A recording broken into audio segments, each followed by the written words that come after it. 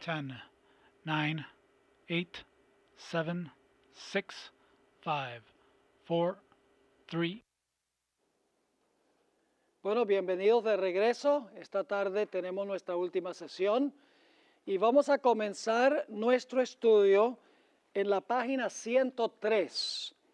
El título de la lección número 9 es La Gran Tribulación. No vamos a poder terminar este tema en el tiempo que disponemos ahora, pero si no alcanzamos a terminar, vamos a concluir en la sesión de mañana en la tarde y vamos a ver cómo nos va. Si podemos avanzar rápido, tal vez terminemos, pero no creo que sea así. Bien, en la página 103 vamos a encontrar que hubo dos periodos de tribulación. Y ustedes dicen, ¿cómo que hay dos periodos de tribulación? Bueno, vamos a leer primero una cita que encontramos en el Conflicto de los Siglos, página 600, a donde la hermana White compara la experiencia de la ciudad de Jerusalén en el año 70 y lo que va a ocurrir al final de la historia. Dice allí en el Conflicto de los Siglos, página 600, el mundo entero en el futuro será envuelto en una ruina más espantosa que la que cayó antiguamente sobre Jerusalén. Así que ustedes notan aquí que hay dos momentos de tiempo que se mencionan. Se menciona una ruina espantosa en relación con la destrucción de Jerusalén y se menciona otra de esas ruinas espantosas en relación con la segunda venida de Jesús. Ahora, hay un punto muy importante que necesitamos tomar en cuenta, y es que la tribulación que menciona Mateo tiene una doble aplicación a los 1260 años y al tiempo del fin. Ahora quiero explicar qué es lo que quiero decir con esto, porque ustedes dicen, bueno, entonces tiene una triple aplicación, porque se aplica a la destrucción de Jerusalén, se aplica a los 1260 años y luego entonces se aplica a la crisis final. ¿Eso no serían tres aplicaciones? En realidad no, porque vamos a encontrar que el periodo futuro en realidad es una continuación de la tribulación que transcurrió durante los 1260 años. Es decir, no debemos mirar los 1260 años y el cumplimiento final de la tribulación como dos etapas distintas, sino la etapa antes de la segunda venida es una continuación de la etapa que transpiró durante los 1260 años. Vamos a notar eso en varios puntos que tenemos aquí en el manual. La bestia de Apocalipsis 13 tiene dos periodos durante los cuales oprime al pueblo de Dios. Porque dice que la bestia persiguió al pueblo de Dios ¿por cuánto tiempo? Por 42 meses, que es lo mismo que 1260 años. Pero luego dice que tuvo una herida mortal, ¿cierto?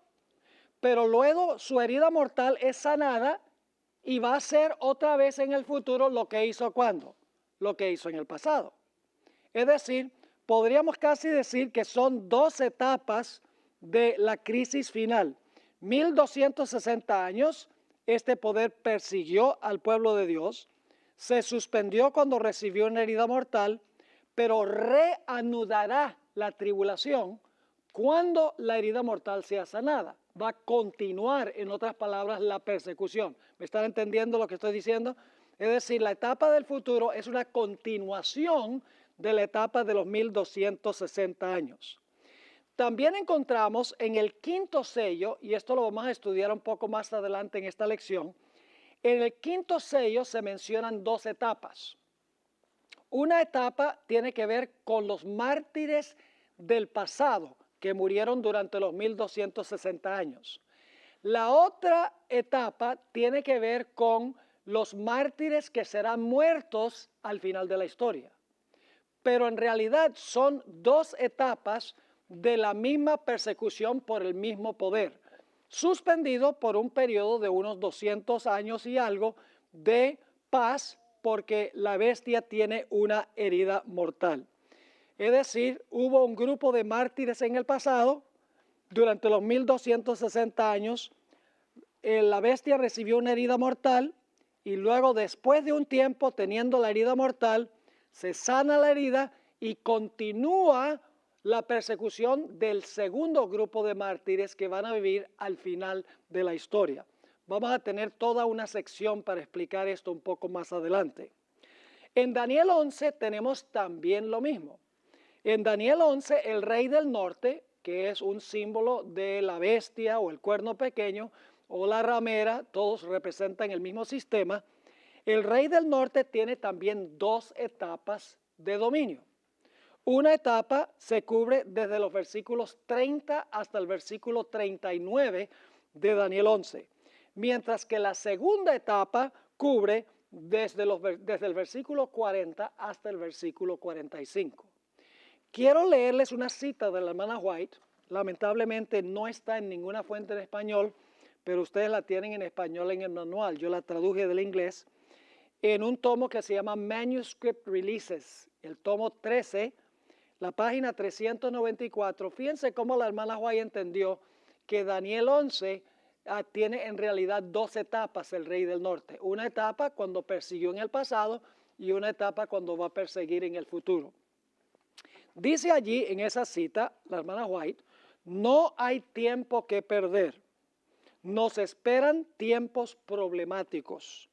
El mundo está agitado por un espíritu de guerra. Pronto ocurrirán las escenas angustiosas que anuncian las profecías. Las profecías del capítulo 11 de Daniel casi se han cumplido por completo.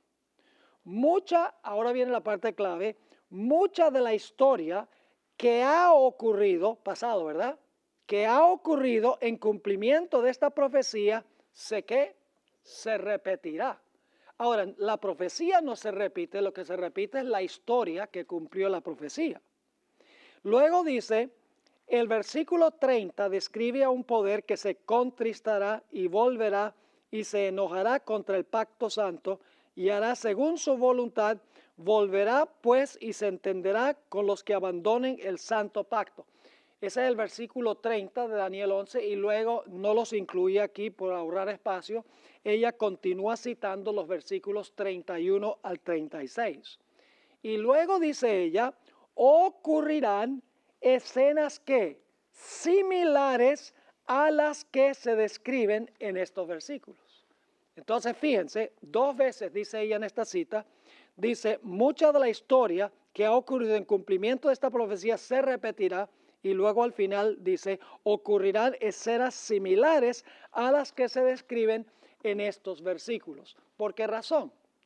Porque es el mismo sistema que va a perseguir al pueblo de Dios. El mismo sistema que persiguió durante los 1260 años es el poder que va a perseguir al pueblo de Dios al final de la historia. Ahora, el siguiente punto que tenemos en la siguiente página es que en ambas etapas está involucrado el conflicto con respecto al sábado y el domingo. Durante los 1260 años, el cuerno pequeño pensó que podía, ¿qué cosa? Que podía cambiar la ley de Dios. Yo pregunto, al final de la historia, ¿se va a imponer por ley ese cambio que se hizo durante los 1260 años? ¿Es una continuación, en otras palabras? ¿Cómo no? Ahora, ambas tribulaciones, y tal vez no debería haber puesto ambas tribulaciones, sino ambas etapas de la tribulación, son las peores que se han visto en la historia del mundo, porque ahí dice claramente que será un tiempo de angustia cual no se ha visto jamás en la historia del mundo. Las dos etapas, los 1260 años, y la etapa final, cuando se le sane la herida a la bestia, son las más terribles que ha habido. Y ustedes dicen, ¿cómo puede haber dos etapas que son las más terribles? La primera es la más terrible en términos de longitud. Duró 1260 años. La segunda etapa es la mayor en términos de ¿qué? De intensidad y lo terrible que será el sufrimiento del pueblo de Dios. Es decir, que ambos se puede decir que los dos son terribles, Pero el primero es más terrible porque fue más largo y el segundo será más terrible por la intensidad terrible que sufrirá el pueblo de Dios. Ahora, un último punto en cuanto a estas dos etapas de esta tribulación, y es que al concluir las dos etapas de la tribulación, hay señales en el sol, la luna y las estrellas. Es decir, cuando están por terminar los 1260 años, hay señales en el sol, la luna y las estrellas. Cuando está por terminar la persecución final del pueblo de Dios, habrá señales en el sol, la luna y las estrellas, anunciando que la persecución del pueblo de Dios está llegando a su fin. Eso lo vamos a estudiar cuidadosamente un poco más adelante. Ahora lo que quiero que hagan es que capten el cuadro. Ahora, vamos a repasar la secuencia de eventos de Mateo 24. Y esto lo hemos estudiado, así que será más bien fácil. Habrá guerras y desastres. Se culpará al pueblo de Dios. El pueblo de Dios recibirá el poder del Espíritu Santo. Predicarán el fuerte clamor ante reyes y gobernantes. Luego se colocará la abominación asoladora, que significa la ley dominical, que va a llevar finalmente a la desolación o la asolación. Y cuando se ponga la abominación asoladora, algunos van a ver la señal y van a huir, otros se van a quedar. Es decir, va a haber una división, una separación entre los fieles y los infieles. Un grupo va a permanecer en las grandes ciudades y el otro grupo que va a hacer va a huir cuando vea la señal y se van a salvar. La abominación asoladora equivale a la marca de la bestia. Ambos tienen que ver con el sol y ambos constituyen la prueba final que separará a los justos de los injustos. Yo pregunto, ¿la abominación asoladora cuando iba a ser destruida Jerusalén causó una división entre los fieles y los infieles? ¿Los fieles cuando vieron la señal salieron? ¿Cómo no? Al final de la historia, el sello de Dios y la marca de la bestia va a separar a los fieles de los infieles. ¿Cómo no?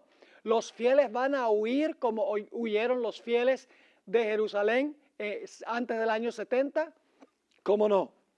Y luego dice que el pueblo de Dios huye y entonces ni un solo hijo de Dios perece en el tiempo de angustia. Y finalmente el pueblo de Dios es librado de sus enemigos y viene la resurrección a la segunda venida de Jesús. Esa es la secuencia que tenemos nosotros en Mateo, el capítulo 24. Ahora vamos a pasar por alto en el sílabo la sección donde dice Daniel 11 presenta la misma secuencia y vamos a pasar por alto la misma secuencia en Apocalipsis, los dos siguientes títulos, porque nos tomaría demasiado tiempo mostrar que Daniel 11 y Apocalipsis siguen la misma secuencia, el mismo orden de eventos de Mateo 24. Ustedes pueden estudiar con detenimiento estas dos secciones porque lo tienen ahí en el sílabo. Lo que quiero ahora es ir a la sección que dice dos etapas de tribulación. Vamos a leer Mateo 24, 21, donde inmediatamente después de decir, orad que vuestra huida no sea en invierno ni en sábado, entonces ahora habla de la gran tribulación.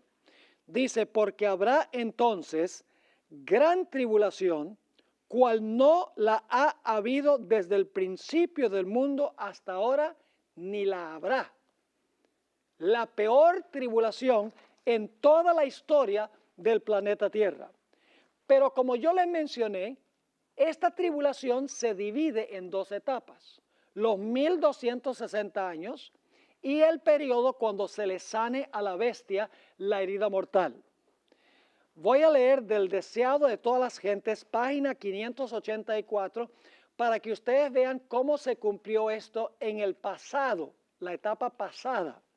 Dice allí, en el deseado, página 584, habrá entonces, y fíjense que está citando Mateo 24, Habrá entonces grande aflicción, dijo, cual no fue desde el principio del mundo hasta ahora ni será.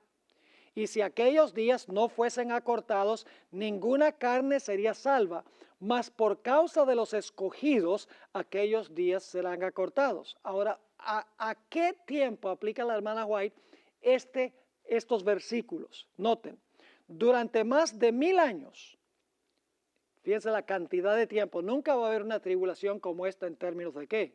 De longitud de tiempo. Durante más de 1000 años iba a imperar contra los seguidores de Cristo una persecución como el mundo nunca la había conocido antes. Millones y millones de sus fieles testigos iban a ser ¿qué? Muertos. Si Dios no hubiese extendido la mano para preservar a su pueblo, todos habrían perecido. Mas por causa de los escogidos, dijo, aquellos días serán ¿qué? Acortados.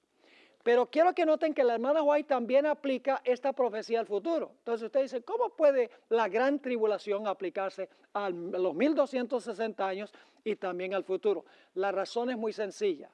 La misma bestia es la que persigue en el pasado y va a perseguir en el futuro. En el futuro, sencillamente continúa la persecución del pasado. ¿Me están entendiendo el punto? Ahora, noten lo que dice la sierva del Señor en la Review and Herald, noviembre 22, 1892. Dice ella, debemos reconocer que los juicios de Dios están a punto de caer. Esto es futuro, ¿sí o no? Desde cuando ella está escribiendo. Debemos reconocer que los juicios de Dios están a punto de caer sobre la tierra y que es nuestro deber presentarle con gran fervor al pueblo la advertencia que el Señor nos ha encomendado. Y ahora viene ¿qué versículo? El que acabamos de notar que se aplicó al pasado. Porque habrá entonces gran tribulación, cual no la ha habido desde el principio del mundo hasta ahora, ni la habrá. Así que ese versículo se aplica a dos etapas de la tribulación, ¿sí o no? Una etapa pasada y una etapa futura, pero la etapa futura es una continuación de la etapa anterior, pero con un periodo de reposo y de paz entre una etapa y la otra. Ahora miremos más detenidamente la cronología de la tribulación en Mateo 24. En la tribulación durante los 1260 años, los fieles de Dios huyeron a los lugares desolados de la tierra. Los valdenses huyeron literalmente a los montes, pero esto tendrá un segundo cumplimiento cuando el papado gobierne en su segunda etapa. Ahora vamos a leer del Conflicto de los Siglos, página 610, para que ustedes vean la primera etapa de esta tribulación donde el pueblo de Dios tuvo que huir, como dice en Mateo 24. Esto se encuentra en el Conflicto de los Siglos, página 610. Cuando el decreto promulgado por los diversos príncipes y dignatarios de la cristiandad contra los que observan los mandamientos, suspenda la protección y las garantías del gobierno y los abandone a los que tratan de aniquilarlos, el pueblo de Dios, ¿qué hará en el futuro? Huirá de las ciudades y de los pueblos y se unirá en grupos para vivir en lugares más desiertos y solitarios. Muchos encontrarán refugio en puntos de difícil acceso en las montañas. Ese es futuro, ¿cierto? Pero ahora quiero que noten cómo ella hace referencia a los valdenses en el pasado. Dice, como los cristianos de los valles del Piamonte, ¿saben cuáles son los valles del Piamonte? Donde se refugiaron los valdenses, los que eran perseguidos durante los 1260 años. Dice, como los cristianos de los valles del Piamonte convertirán los lugares elevados de la tierra en santuarios suyos y darán gracias a Dios por las fortalezas de las rocas. Yo pregunto, ¿la hermana White encuentra un cumplimiento pasado de la gran tribulación de Mateo 24? ¿Cómo no? ¿Encuentra también un cumplimiento futuro de ese mismo versículo? ¿Cómo no? No hay ninguna contradicción. Es la misma bestia que persigue al pueblo de Dios. Son dos etapas consecutivas de persecución dividida por un periodo cuando la bestia tiene su herida mortal. Ahora, la palabra entonces en Mateo 24 y el versículo 21, fíjense nuevamente lo que dice Mateo 24 y el versículo 21, dice, porque habrá entonces gran tribulación. ¿A qué se refiere esa palabra entonces? Bueno, la palabra entonces en el versículo 21 indica que el pueblo de Dios verá la señal. ¿Y qué hará? Huirá y luego comenzará, ¿qué cosa? El tiempo de angustia, cual no se ha visto jamás en la historia. ¿Ven la secuencia? La secuencia está clara. Entonces, dice, se ve la señal, el pueblo de Dios huye, comienza el tiempo de angustia y finalmente, al final del tiempo de angustia, el pueblo de Dios es librado, como veremos. En otras palabras, el orden de eventos son ley dominical, huida y tiempo de angustia. Vamos a leer de El Espíritu de Profecía, el libro Testimonios para la Iglesia, páginas 426 y 427, una cita que ya leímos anteriormente. Cómo el acercamiento de los ejércitos romanos fue para los discípulos una señal de la inminente destrucción de Jerusalén. Esta apostasía, está hablando de la apostasía con respecto al domingo, esta apostasía podrá ser para nosotros una señal de que se le llegó al límite de la tolerancia de Dios, de que nuestra nación colmó la medida de su iniquidad y de que el ángel de la misericordia está por emprender el vuelo para nunca volver. Así que fíjense, esa es la abominación asoladora, ¿verdad? ¿Qué viene inmediatamente después de la abominación asoladora? Dice, los hijos de Dios se verán entonces, ¿qué cosa? Sumidos en aquellas escenas de aflicción y angustia, ¿de quién? De Jacob. ¿Ven la secuencia de eventos que tenemos? La abominación asoladora se pone, el pueblo de Dios huye, viene el tiempo de angustia y luego entonces el pueblo de Dios será libertado. Noten también el conflicto de los siglos, página 619. El pueblo de Dios va a estar escondido como los valdenses que se escondieron durante los 1260 años. Dice, el pueblo de Dios, algunos en las celdas de las cárceles, otros escondidos en ignorados escondrijos de bosques y montañas, invocan aún la protección divina, mientras que por todas partes compañías de hombres armados, instigados por legiones de ángeles malos, se disponen a emprender, ¿qué cosa? La obra de muerte. ¿Eso pasó con los valdenses durante los 1260 años? ¿Cómo no?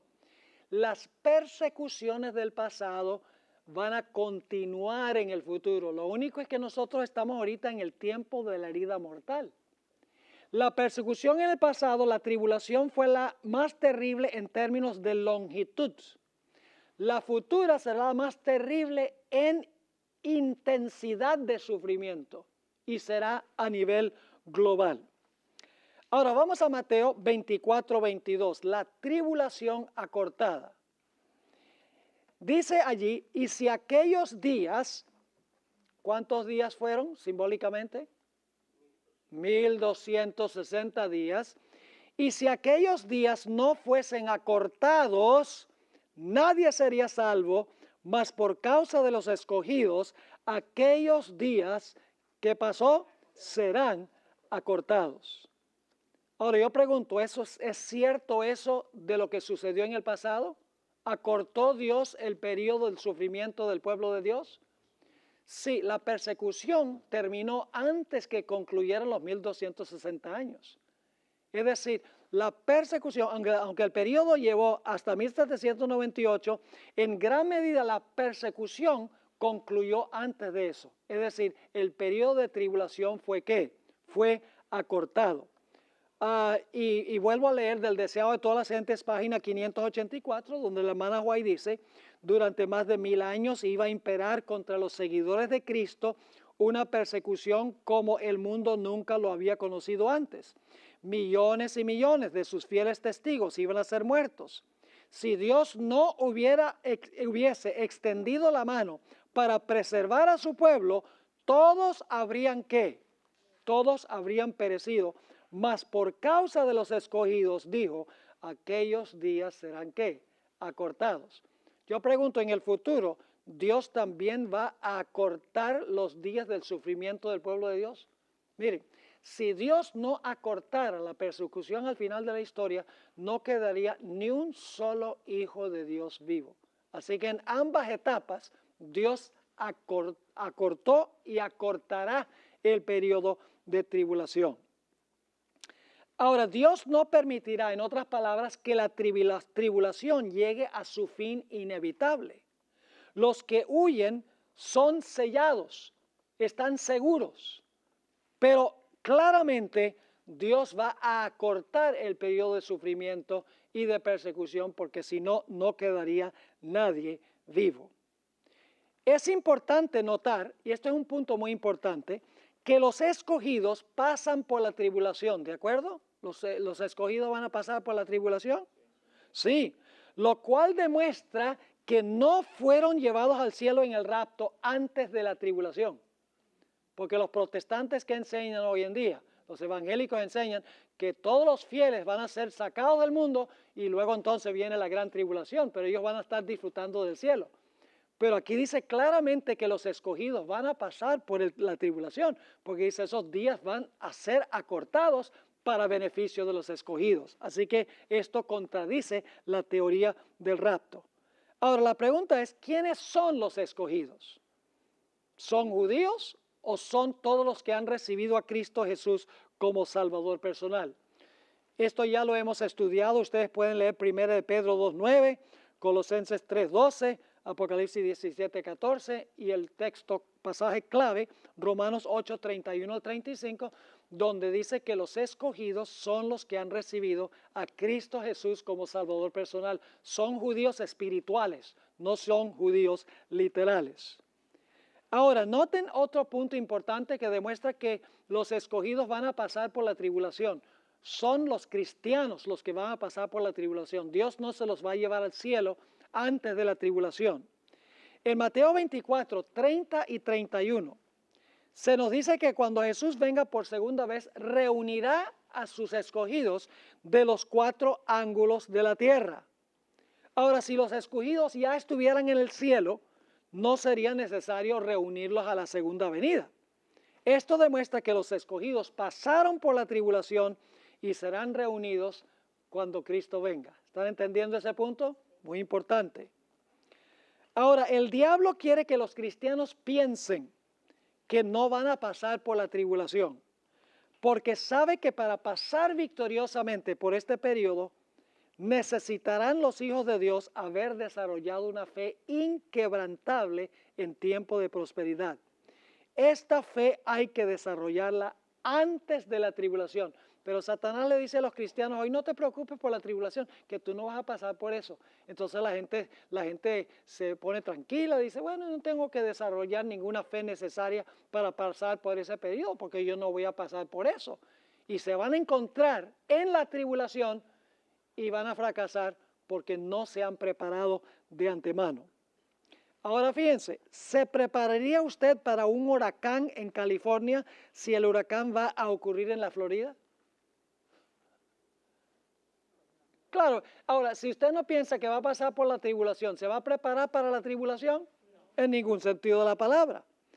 Los evangélicos creen que Apocalipsis 4 al 22 se cumple después del rapto. Si ese es el caso, entonces ¿para qué estudiamos nosotros Apocalipsis 4 al 22? Si eso se va a cumplir después que estamos en el cielo, ¿qué necesidad hay de estudiarlo? El conflicto de los siglos, página 614, que es el capítulo sobre el tiempo de angustia, Elena White universaliza la tribulación. En esta página ella nos asegura que este periodo será acortado para bien de los escogidos. En esta página hace muchas alusiones a Mateo 24. Ustedes deben leer esta página porque la hermana White constantemente se refiere a Mateo 24. Habla, por ejemplo, de la ley dominical, que es la abominación asoladora. Habla de la huida de las ciudades, entonces los que están en Judea huyan a los montes. Habla del decreto de muerte. habla del acortamiento del periodo de tribulación. Vamos a leer esta cita, Conflicto de los Siglos, página 614. Dice la sierva del Señor: sin embargo, el tiempo de angustia, ¿qué va a pasar? Será acortado por amor de los elegidos. Los centinelas celestiales, fieles a su cometido, siguen vigilando. Por más que un decreto general haya fijado el tiempo en que los observadores de los mandamientos puedan ser muertos, sus enemigos en algunos casos se anticiparán al decreto y tratarán de quitarles la vida antes del tiempo fijado.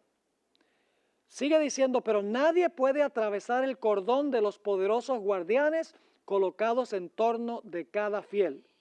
Algunos son atacados al huir de las ciudades y villas, pero las espadas levantadas contra ellos se quiebran y caen como si fueran paja.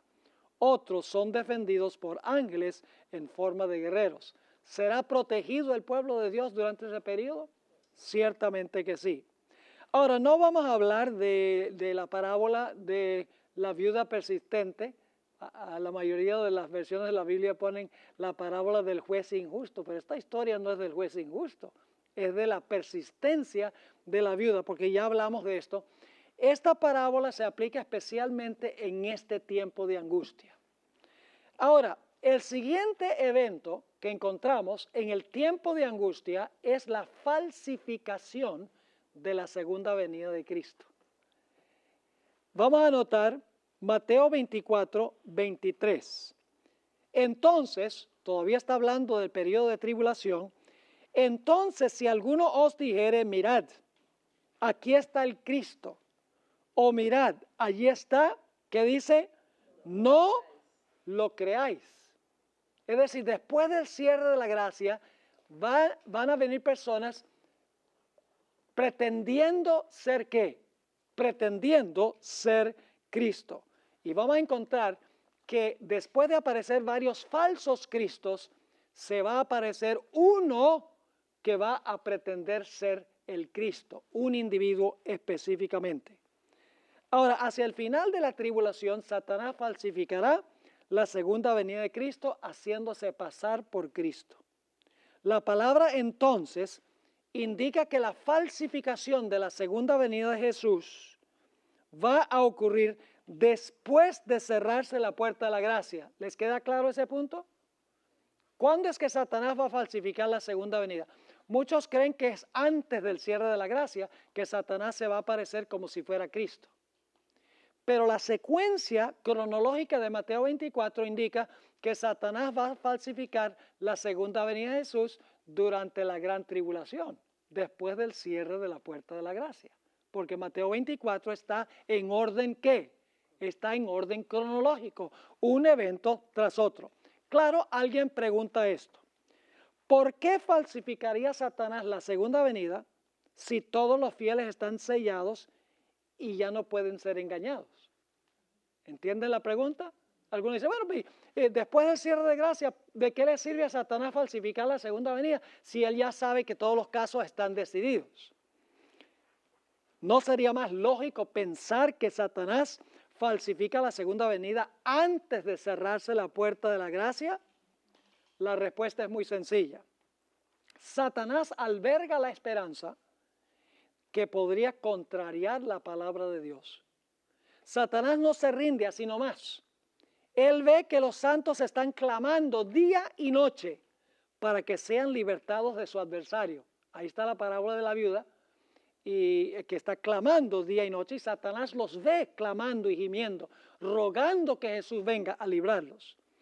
Satanás falsificará la segunda venida para dar la impresión que sus oraciones están siendo contestadas. Es decir, aquí la hermana White tiene una cita en el libro Eventos de los Últimos Días, donde él dice que cuando el pueblo de Dios estará clamando y gimiendo, Señor, interviene para librarnos, que haya este decreto de muerte, vamos a morir a manos de nuestros enemigos. Cuando están diciendo eso, es que Satanás va a falsificar la segunda venida y va a decir, yo he venido contestando sus oraciones. Será un engaño casi irresistible, dice el Espíritu de Profecía. Ahora vamos a dar una analogía para que ustedes puedan entender por qué Satanás hace esto si él sabe que todos los fieles están sellados. El siguiente párrafo. Tal vez una analogía nos ayude a entender por qué Satanás procurará engañar a los escogidos cuando sabe que Dios ha dicho que no pueden ser engañados. Yo les pregunto, ¿sabe Satanás que después del milenio no va a poder conquistar la Nueva Jerusalén? ¿Ustedes creen que Satanás sabe que después del milenio va a rodear la ciudad, pero no va a poder conquistar la ciudad? ¿Él sabe eso? ¿Ustedes no creen que Satanás es capaz de leer Apocalipsis 20? Donde dice que va a rodear la ciudad, pero va a descender fuego del cielo que va a consumir a los impíos. ¿Satanás sabe que él no va a poder con la ciudad? Claro, entonces ¿por qué se va a preparar para atacarla? Porque el diablo es el diablo. El diablo dice, mire, somos millones y millones, los que están en la ciudad son pocos. Yo sé que Apocalipsis 20 dice que no voy a prevalecer, pero quién sabe, de pronto puedo contrariar la palabra de Dios. El diablo es diablo y no se va a rendir así nomás. Ahora, notemos Mateo 24, versículo 24 y versículo 26. Primero aparecen falsos cristos y falsos profetas, pero luego se va a aparecer uno, que es la falsificación de la segunda venida. Dice Mateo 24 y el versículo 24, porque se levantarán falsos cristos y falsos profetas y harán grandes señales y prodigios, de tal manera que engañarán, si fuere posible, a los escogidos, aún a los escogidos. Y ahora fíjense, en español, lamentablemente, la traducción no capta esto, pero en el griego sí está. Así que si os dijeren, mirad, Él está en el desierto. No está hablando de muchos falsos cristos, está hablando de ¿qué? De un falso Cristo. Así que dice, si os dijeren, mirad, Él está en el desierto, no salgáis. O mirad, Él está en los aposentos, no lo creáis. Ahora, el versículo 24 habla en términos genéricos, pero comenzando en el versículo 25, se habla de un individuo, en otras palabras. Aun cuando la traducción en español no lo refleja, aparece el pronombre personal masculino él 2 veces aquí en Mateo 24 y el versículo 26. Ahora, ¿cómo podrán los escogidos distinguir entre lo genuino y lo falso? La Biblia enseña claramente que Jesús en su segunda venida no tocará la tierra. Segunda Tesalonicenses 2:1 dice que seremos reunidos a Él en su segunda venida, no Él a nosotros. Primera Tesalonicenses 4:13 al 17 dice claramente que los fieles serán arrebatados en las nubes para recibirlo a Él, ¿dónde? En el aire. Mateo 24:30 dice que Jesús va a enviar a sus ángeles a recoger a los escogidos, lo cual indica que Él va a estar encima de la tierra si está enviando a los ángeles a recoger el pueblo de Dios. Además de eso, Juan 14:1 al 3 nos dice claramente que Jesús va a llevar a sus escogidos ¿a dónde? Al cielo. Ahora, fíjense qué interesante esto. Los cristianos conservadores, como los evangélicos y los pentecostales, creen que cuando Cristo venga en su venida gloriosa, porque ellos creen que va a haber un rapto de la iglesia, los fieles van a ser llevados al cielo 7 años antes de la gloriosa segunda venida. Y allá van a estar disfrutando con el Señor por un periodo de 7 años, mientras que los que se quedaron aquí van a sufrir el terrible tiempo de angustia. Y luego ellos creen que 7 años después, Cristo viene en su gloriosa venida a la tierra y que va a establecer aquí en la tierra su reino y va a gobernar en la tierra por 1000 años. Ahora, ¿se están preparando ellos para ser engañados por la falsa segunda venida del Señor Jesús? Sí, porque ellos están esperando que Cristo va a venir acá y que va a establecer su reino acá. Y creen que Jesús va a sanar las enfermedades, que el Señor Jesucristo va a enseñar las lindas cosas que enseñaba cuando estuvo en la tierra. Los cristianos, al creer eso, se están dejando abiertos para creer en la falsa segunda venida, que Satanás va a implementar. Ahora, noten que en 2 de Tesalonicenses, el capítulo 2, se describe la falsa segunda venida. En el versículo 1 se habla de la verdadera segunda venida y en el versículo 9 se habla de la falsificación de la segunda venida por Satanás. Note Mateo 24, 25, Jesús dice, ya os lo he dicho antes. ¿Qué está diciendo Jesús cuando declara, ya yo se lo dije antes? Está diciendo, mire, cuando venga este falso Cristo, por más impresionante que sea, acuérdense que yo les dije esto. Él no va a tocar la tierra, no va a venir hasta acá. Ahora, vamos a leer un pasaje aquí del Espíritu de Profecía, donde ella describe la falsificación de la segunda venida de Cristo. Se encuentra en la página 110 de nuestro sílabo. Es impresionante esta cita. El acto capital que coronará el gran drama del engaño será que el mismo Satanás se hará pasar por Cristo. Y la base bíblica está en 2 de Tesalonicenses, el capítulo 2 y el versículo 9. Entonces se manifestará aquel inicuo, el cual el Señor destruirá con el resplandor de su venida. Note lo que sigue diciendo. Hace mucho que la iglesia profesa esperar el advenimiento del Salvador como consumación de sus esperanzas. Pues bien, el gran engañador aparentará que Cristo ha venido en diferentes partes de la tierra. ¿En contraste con qué? ¿Qué dijo Jesús? Todo ojo lo verá. Pero aquí dice, en diferentes partes de la tierra, Satanás se manifestará a los hombres como ser majestuoso de un brillo deslumbrador, parecido a la descripción que del Hijo de Dios da San Juan en Apocalipsis, el capítulo 1. Es decir, Satanás va a poder falsificar cómo parece Jesús en su segunda venida. Sigue diciendo aquí, la gloria que le rodee superará cuanto hayan visto los ojos de los mortales. El grito de triunfo repercutirá por los aires. Cristo ha venido, Cristo ha venido. Es decir, la gente va a confiar en el testimonio de los demás, en lo que dicen sus ojos, en lo que dicen sus oídos. El pueblo se postrará en adoración ante él, mientras levanta sus manos y pronuncia una bendición sobre ellos, como Cristo bendecía a sus discípulos cuando estaba en la tierra. Su voz es suave y acompasada, aunque llena de melodía. El diablo también puede hablar con una voz melodiosa. Sigue diciendo aquí la sierva del Señor. En tono amable y compasivo, enuncia algunas de las verdades celestiales. Fíjese que va a enseñar algunas cosas que enseñó Jesús. Y llenas de gracia que pronunciaba el Salvador.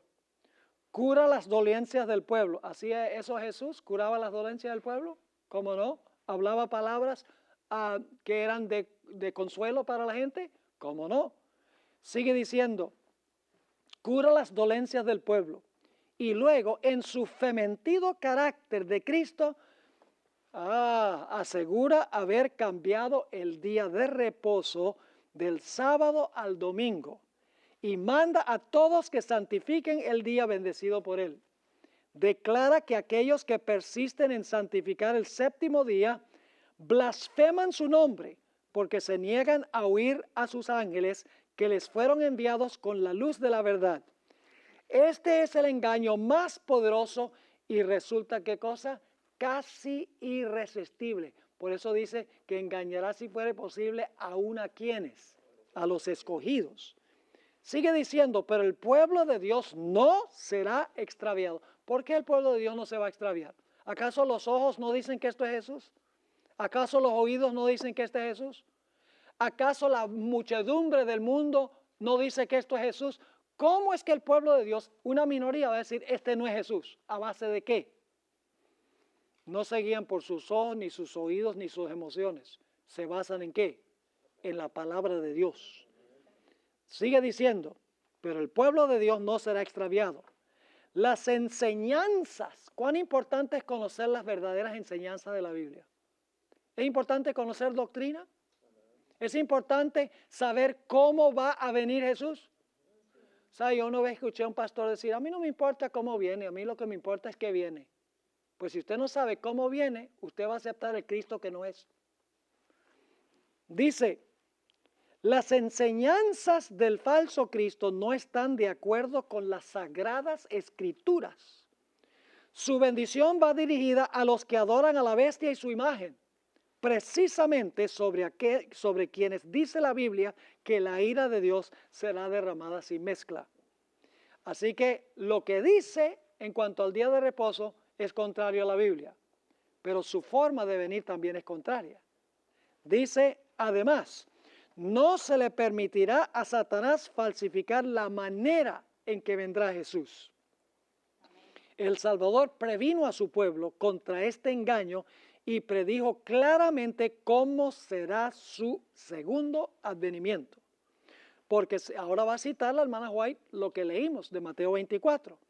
Porque se levantarán falsos cristos y falsos profetas y darán señales grandes y prodigios, de tal manera que engañarán, si es posible, aún a los escogidos.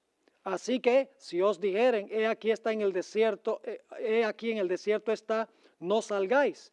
He aquí en las cámaras, no creáis. Porque como el relámpago que sale del oriente y se muestra hasta el occidente, así será también la venida del Hijo del Hombre. Sigue diciendo la sierva del Señor, no se puede remedar semejante aparición. Todos la conocerán y el mundo entero la presenciará. ¿Cómo sabrá el pueblo de Dios que este es un falso Cristo? Dos maneras. Uno, la manera o la forma en que viene Satanás disfrazado como Jesús. Y en segundo lugar, las enseñanzas de este falso Cristo no cuadran con la santa palabra de Dios. ¿Cuán importante es conocer entonces la palabra de Dios? Hermanos y hermanas, es cuestión de vida o muerte que nosotros nos fortalezcamos en la palabra de Dios, que podamos vivir por un así dice Jehová. Y luego después de esto, fíjense, viene la destrucción, ¿verdad que sí? Va a venir la destrucción, las plagas. ¿Y qué es lo que se ve según Mateo 24 y el versículo 28? Cuando Cristo venga como el rayo del oriente y el occidente, dice, porque donde quiera que estuviera el cuerpo muerto, allí se juntarán ¿qué? Y qué interesante, las águilas. ¿Hubo águilas en la destrucción de Jerusalén en el Antiguo Testamento? ¿Hubo águilas en la destrucción de Jerusalén? ¿Se verán las águilas al final cuando Cristo venga por segunda vez? ¿Cómo no? Ahora, hablemos de la segunda venida y las señales en los cielos. Vamos a notar Mateo 24 y el versículo 29 al 31. Esto es después, cuando ya llega a su fin la tribulación. Dice, e inmediatamente después de la tribulación de aquellos días, el sol se oscurecerá y la luna no dará su resplandor y las estrellas caerán del cielo y las potencias de los cielos serán conmovidas. Todavía no es la segunda venida.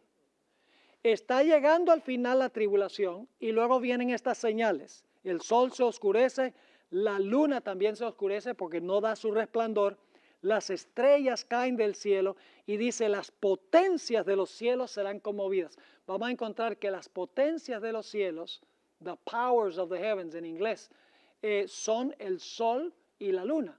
Porque el sol Dios lo hizo para gobernar durante el día y la luna la colocó en el cielo para gobernar la noche. Dicen en Génesis 1 y el versículo 16. Y ahora noten, primero viene sol, luna y estrellas, las señales, y entonces dice, y entonces aparecerá la señal del Hijo del Hombre en el cielo. Fíjense que viene primero las señales en el sol, luna y estrellas, luego se ve la señal del Hijo del Hombre, y luego entonces se ve a Jesús viniendo en las nubes. Dice, entonces aparecerá la señal del Hijo del Hombre en el cielo, y entonces lamentarán todas las tribus de la tierra, y verán al Hijo del Hombre viniendo sobre las nubes del cielo con poder y gran gloria, y enviará sus ángeles con gran voz de trompeta y juntarán a sus escogidos de los cuatro vientos desde un extremo del cielo hasta el otro. ¿Ven los 3 puntos ahí? Sol, luna y estrellas, señales. Luego la señal del Hijo del Hombre y luego Cristo llega para recoger a sus escogidos. Ahora, recordemos que el papado tiene ¿cuántas etapas en que domina y persigue? 2 etapas. Por eso la tribulación también tiene ¿qué? ¿Entendieron este punto? La tribulación también tiene 2 etapas. Ahora, las señales en los cielos anunciaron que el cautiverio del pueblo de Dios estaba a punto de concluir al terminar los 1260 años. Ustedes recuerdan que hubo señales que indicaban que iba a caer el papado y que el pueblo de Dios iba a ser librado de su persecución durante los 1260 años. ¿Recuerdan en qué años fue que sucedió esto? Hubo un gran terremoto en 1755, el terremoto de Lisboa. Luego el sol se oscureció en 1780. La luna se vio como sangre esa misma noche en que el sol se oscureció. Y en 1833, ¿qué pasó? Las estrellas cayeron del cielo. Ahora necesitamos entender cómo se relacionan estas señales con lo que leímos en Mateo 24, el sol se oscurecerá, la luna no dará su lumbre y caerán las estrellas del cielo. Y eso vamos a hablar. Ahora, las señales en los cielos anunciaron que el cautiverio del pueblo de Dios estaba a punto de concluir al terminar los 1260 años.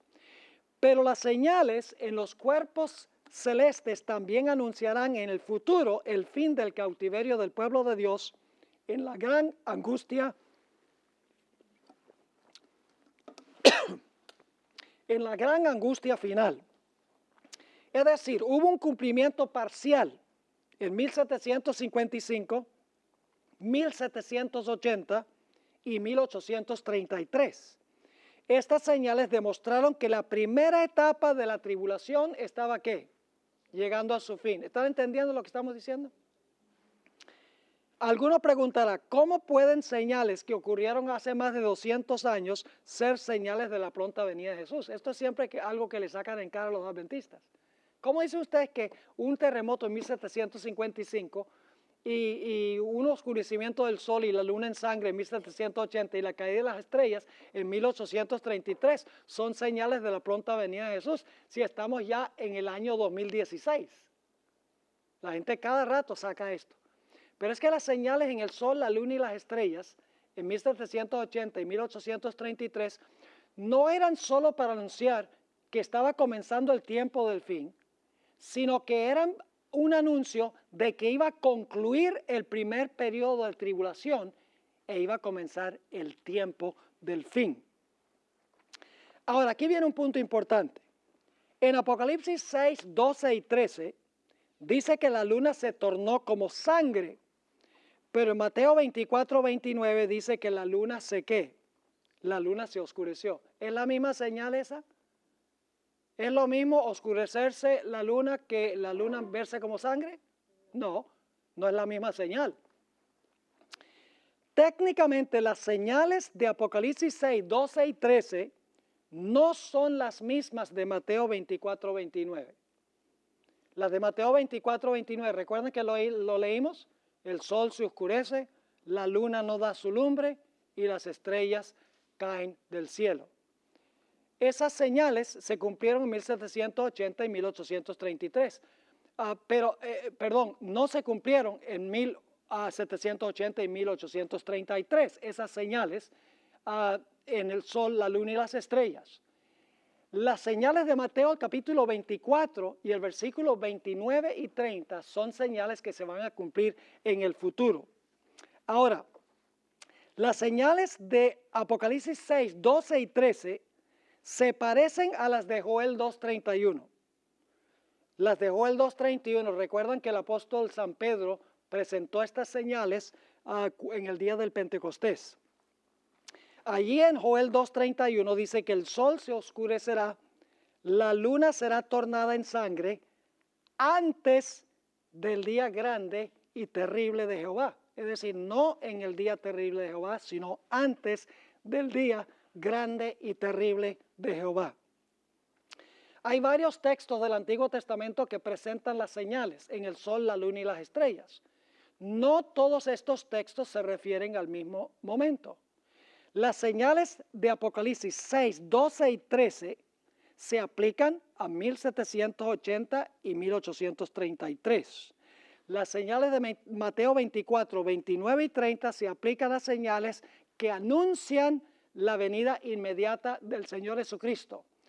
Las señales de Joel 2:31 se aplican al día del Pentecostés y se aplican también a 1780 y 1833. Pero las señales que se mencionan en los otros textos del Antiguo Testamento, donde habla del sol, la luna y las estrellas, se aplican a eventos que se realizan inmediatamente antes de la segunda venida de Cristo Jesús. Por ejemplo, Joel 2, 10 y 11 presenta diferentes señales que las de Apocalipsis 6, 12 y 13 y Joel 2, 31. En Joel 2, 10 y 11 hay un terremoto, el sol y la luna se oscurecen y las estrellas dejan de brillar. ¿Es diferente eso que lo que encontramos en Mateo 24? Mateo 24 dice ¿qué cosa? Dice el sol se oscurece, la luna no da su lumbre y las estrellas del cielo caen. Pero estas señales en Joel 2 dice que el sol y la luna se oscurecen y las estrellas dejan de brillar. No son las mismas señales. Y luego tenemos Joel 3, 15 y 16. No presenta tampoco las mismas señales de Apocalipsis 6, 12 y 13. Allí dice que los cielos y la tierra se sacudirán y el sol y la luna se oscurecerán. En Isaías 13:10 y los versículos siguientes no presenta las mismas señales de Apocalipsis 6, 12 y 13. En Isaías dice que el sol, la luna y las estrellas se oscurecen. Esto no sucedió en 1755, 1780 y 1833. ¿Están entendiendo este punto? En otras palabras, hay dos grupos de señales en el sol, la luna y las estrellas. Un grupo se cumplió en 1780 y 1833. El otro grupo se cumplirá inmediatamente antes de la segunda venida del Señor Jesús. Quiero animarles a que repasen en el tiempo libre que tenemos hasta mañana estas dos páginas, la página 111 y la página 112, lean todos esos versículos para que vean que no son las mismas señales, porque vamos a necesitar entender esto para la siguiente sección en la página 113 sobre el quinto sello y Mateo 24.